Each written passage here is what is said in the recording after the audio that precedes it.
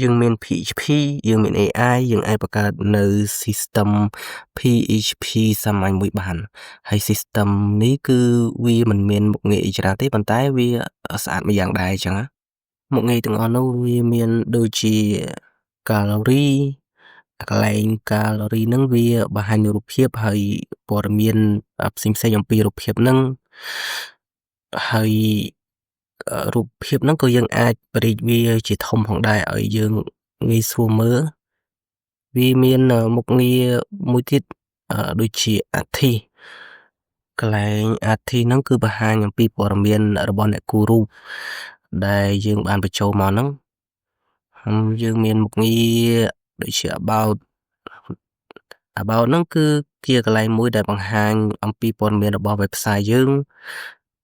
មុខងារមួយទៀតគឺមុខងារ contact គឺយើងអាចឲ្យអ្នកប្រើប្រាស់គាត់ contact ទៅយើងបានតាមរយៈ email ឥឡូវយើងក៏លេខមកមើល admin dashboard យើងម្ដងអាកន្លែង admin dashboard ហ្នឹងគឺយើងមានកន្លែង artwork យើងអាច edit ព័ត៌មានផ្សេងៗក៏យើងអាចបន្ថែមនៅ artwork ផ្សេងៗទៀតបានហើយកន្លែង artist ហ្នឹងដូចគ្នាយើងអាច edit នៅព័ត៌មានរបស់ artist យើងអាចបន្ថែមនៅ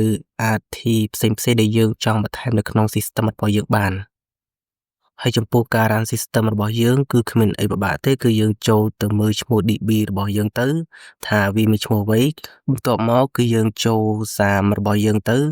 រួចយើងចូលទៅបង្កើត DB name យើងនៅក្នុង PHP admin ឈ្មោះថា VRDB ឃើញថាឈ្មោះរបស់យើងគឺវាបានមកហើយបន្ទាប់មកគឺយើងទៅ import file SQL របស់យើងដែលយើងបានរក្សាទុកវាកន្លែងណាហ្នឹងយើងទៅយកវាទៅរួចយើង select file SQL របស់យើង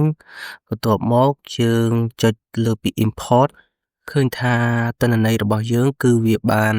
import រួចរាល់ហើយបន្ទាប់មកយើងទៅបើក browser របស់យើងដើម្បីបើក system របស់យើងប្រើប្រាស់ឃើញថាវាមកហើយ system របស់យើងនេះគឺជោគជ័យ 100% ហើយមានឈ្មោះមានអីជាដើមចឹងទៅហើយយើងចូល login admin dashboard យើងឃើញថាវាជោគជ័យផងដែរហើយខ្ញុំមានតែប៉ុណ្្នឹងទេអរគុណ